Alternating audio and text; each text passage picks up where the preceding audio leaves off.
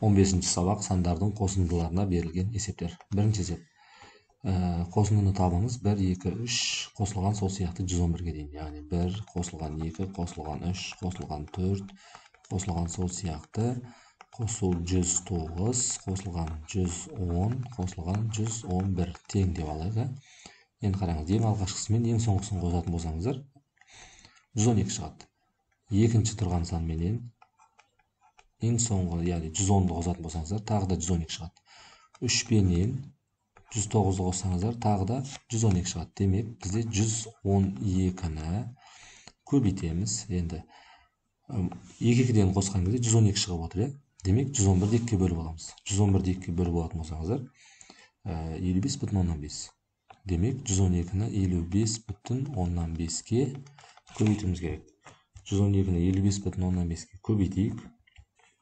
Бізде нәтижесінде 6216 шығады. Демек, жауабы 6216-ға тең. Екінші есеп, есептеңіз дейді. 1 көбейтілген 2, яғни 1 бөлінген 1 көбейтілген 2.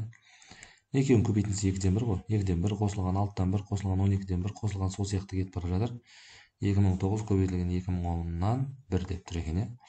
Демек, мыналардың бізге қосындысы керек. Енді қараңыз. 1 көбейтілген 2-ден 1 дегенді бізде жазуға болады. 1-ден 1 азайтылған 2-ден 1 деп жазсаңыздар болады. Екеуін ортақ бөлімді келтіру үшін 1 мен 2-ні не істейміз? Көбейтеміз. Толықтауыш көбейткіш наған 2-ден тиеді, наған 1-ден тиеді. Екшеде біріңіз 1, 2, алу 1, яғни қанша шығады? 1 шығады. Немесе екіншісін қарастырып көріңіздер. 2 көбейтілген 3-ден 1. 2 көбейтілген 3-ден 1 дегеніміз ол да бізде 2-ден 1 азайтылған 3-ден 1. Демек, 2 мен 3-тің көбейтіндісі мынаған 3-ден тиеді, мынаған 2-ден тиеді, азайтатын болсаңыздар тағы да 1 шығады. Бұл деген сөз, біз бұны былай жаза аламыз деген сөз. 1-ден 1 азайтылған 2-ден 1 қосу. Мынаның өзін жазып біттік қазір ғана. Қосу мынаған келеміз. 2-ден 1 азайтылған 3-ден 1 қосу. 3-ден 1 азайтылған 4-ден 1 қосу. Сол сияқты болып кетіп бара жатыр.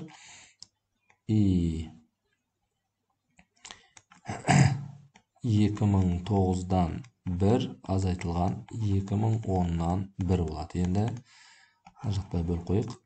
Демек, енді байқасаңыздар, 2-ден 1 мен 2-ден 1 кетеді, 3-ден 1 мен 3-ден 1 кетеді, 4-ден 1 мен 4-ден 1 кетеді. Сөйтіп бара жатады да 2009-дан 1-імізде тағы да несеп кетеді, жойылып кетеді.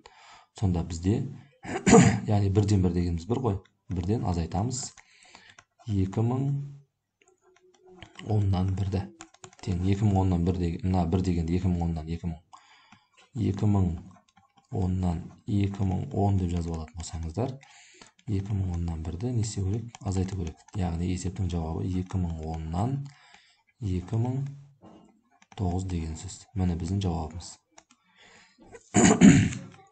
Үшінші есеп, мына санды 1, 2, 3 қосындысы, яғни 100-ге дейінгі сандардың қосындысы жұп сан ба немесе тақ сан ба деп айтқан екен. Бағана біз осы сандарды қосып көрген едік қой бірінші есепте, бірақ біз 111-ге дейін қосқан едік. Бұны да солай қосасаңыздар болады, болмаса бүйте салайық. 1 менен мынаның қосындысы 101 ғой. 101, яғни 101. 1 мен 100-ді қостық. Номинал қосаңыздар да 101 шығады, яғни 101-ді көбейтесіздер. 1-ден 100-ге дейінгі сандарды жұптастырған кезде, яғни 100-ді 2-ге бөлесіздер, ол 50 болады. 101-ді 2-ге көбейтетін болсаңыздар, ол қанша шығады? 101-ді көбейтеміз 50-ге.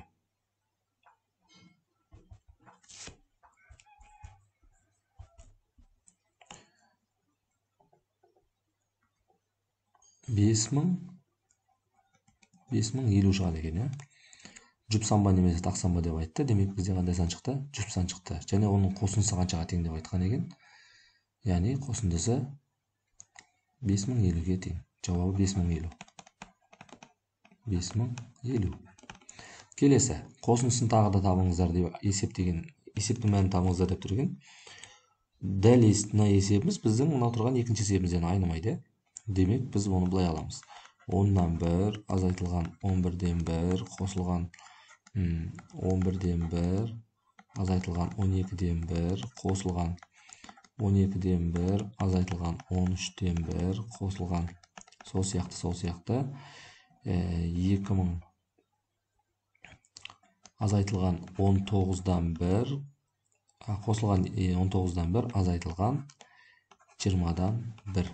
Енді дәл бағанағыдай қысқарып отыр. Демек мынаның алдындағы 19-дан 1 менен мына тұрған 19-дан 1 қысқарады да 10-нан 1 азайтылған 20-дан 1 болады. Ортақ бөлімі 20-ның өзі мынаған 2-ден тиетін болса, 2-ден 1-ді алатын болсаңыздар, неде 1 қалады. Демек есептің жауабы 20-дан 1 деген сөз. Келесі қосындысын есептеңіздер деп тұр. Тағы да 1 көбейтілген. Дәл бірінші есебімізден айнымайды, бірақ одан қарағанда сәл азырақ екен. Демек, бұндай есептерді шығару барысында бүйтіп жазсаңыздар да болады. 1-ден 1 азайтылған дейміз, ең соңғы мынаны өзінше бөліп ала саламыз былайынан. 100-ден 1 деп. 100-ден 1. 1-ден 1 дегеніміз ол 100-ден 100 деген сөз. 100-ден 1-ді алатын болсаңыздар, бізде шығады 100-ден 99 шығады. 100-ден 1 дасаң 99 қалады. Демек есептің жауабы 100-ден 99.